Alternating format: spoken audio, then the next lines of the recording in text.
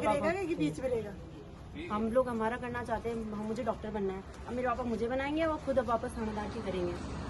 मेरे भाई को ना स्पोर्ट्स नेशनल खेलना है, स्पोर्ट्स करना है, वो खुद करेगा या हमारे पापा हमें करवाएंगे? या हमारा फ्यूचर भी तो हमें देखना है ना। आप तो बस कुछ लोगों की वजह से आप तो सबको ही बोल रहे हो, सबको कर रहे हो। अब तो कुछ ही पकड़े गए हैं ना, अब तो 800 में से कुछ ही तो गए हैं जो आप तो सबके मैंने भी जेल और अगर हमारे पापा भी गलत है ना जेल भेजो ना। फिर हमारे पापा भी थोड़े बहुत गलत है ना तो मैंने भी भेजो, मैंने भी भेजा, कुछ नहीं बोलेंगे। पर आप तो कुछ लोगों की वजह सबको दे रहे हो। और हमारा कानून भी तो ये कहता है कि 100 दोषी छूट जाए, फिर भी एक निर्दोष को सजा नहीं होना चाहिए। अब तो एक ही वजह से सबको दे रहे हो। हमारा निवेदन ये था कि उनमें से यदि कोई अयोग्य है या गलत तरीके से आया है या किसी अनैतिक गतिविधियों के माध्यम से आया है तो जांच में हम पूर्णतः सहयोग हैं। जिस लेवल पे जांच जितनी चल सकती है, नार्को टेस्ट, पॉलीग्राफ, जिस लेवल पे जा सकती है हम जांच का सहयोग देने के लिए तत्पर हैं। लेकिन जो वास्तविक जो योग्य है सर, 18 में हम 250 लोग ऐसे हैं जो 2018 की वैकेंसी से बेस्ट में सेलेक्ट नहीं हो पाए थे, लास्ट इंटरव्यू तक गए थे और वो 250 वापस आज सेलेक्ट हो गए हैं 2021 वाली वैकेंसी में। तो 18 से लेकर आज 24 हो गए सर। 21 में हमने एग्जाम दिया, 22 में हमने फिजिकल दिया, 23 में इंटरव्यू दिया। लगभग 7 साल का प्रोसेस है। 7 साल में हमारी परिवार की आर्थिक स्थितियाँ भी है, मानसिक स्थिति, सामाजिक प्रतिष्ठा सब दाव पे लग गए सर। यदि हम इस वैकेंसी से निकाल दिए जाते हैं हम दर भटकने लायक कुछ नहीं रहेगा हमारे परिवार के पास, हमारे पास। सर जांच जो व्यक्ति है उनका बिल्कुल भर्ती का फोर्स नहीं करेंगे, निश्चिंत रहो और जो गलत होगा उनके खिलाफ कार्रवाई करेंगे। तो आप निश्चिंत थे। सबसे पहले जब कार्रवाई स्टार्ट हुई थी एडीजीपी किसी साहब ने कहा था कि जो गलत है उसके साथ गलत होगा, जो सही है उनको डरने की जरूरत नहीं। जब उन्होंने इतना आश्वासन दिया तो हमें उनको विश्वास है संस्था पे पूरा।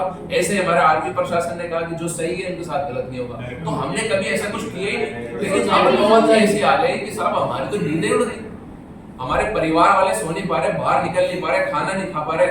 हमारी इतनी बुरी हालत है कि मतलब बेरोजगारी में भी हमने आप मेरे को कमेटी में शामिल करवा दो ना, तो मैं अकेला ही फैसला कर लूँगा।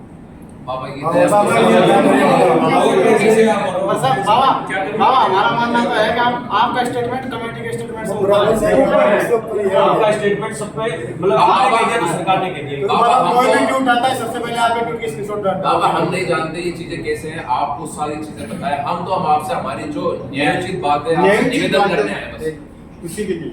बाबा मैं जैसे 3.5 लाख ने हमने लगभग 8 लाख ने फॉर्म भरा था, 3.5 लाख ने एग्जाम दिया। 5 लोग तय करके बाबा जो परिवार हमारी आप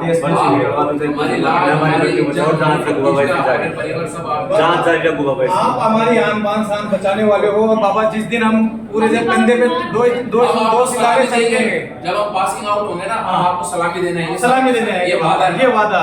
ऐसा कुछ नहीं।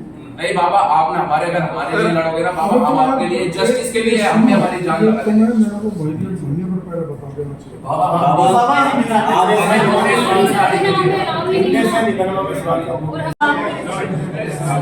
बाबा मेरी बच्ची है 5 साल की, मैंने वादा किया था बेटा थानेदार बन दे, साइकिल दिलाऊंगा अच्छे से, गरीब परिवार चाहता हूँ।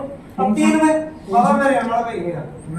हाँ तो मैंने वादा किया था 3 महीने से घर नहीं जा रहा शर्म के मारे में, पता नहीं तुम्हारी घरवालियाँ पूजा कर रही होंगी। मेरी भी एक गुड़िया है और इस नौकरी के चक्कर में मैंने स्टेशन मास्टर तक की नौकरी छोड़ दी, जो अभी भी एडमिट कार्ड वगैरह पड़ा है, अभी भी ज्वाइनिंग लेटर।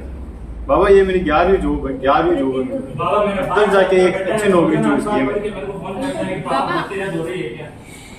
मेरे पापा 8 साल से बीमार थे, मेरी मम्मी ने ना मजदूरी करके हमें पढ़ाया और मेरे पीछे 3 बहनें हैं, वो मेरे पे टिकी हुई है कि मैं उनको पढ़ाऊंगी, मैं जॉब लगी हूँ और इस लेवल पे आके ये हो रहा है, तो मेरा परिवार कहाँ जाएगा बताओ। बाबा ऐसे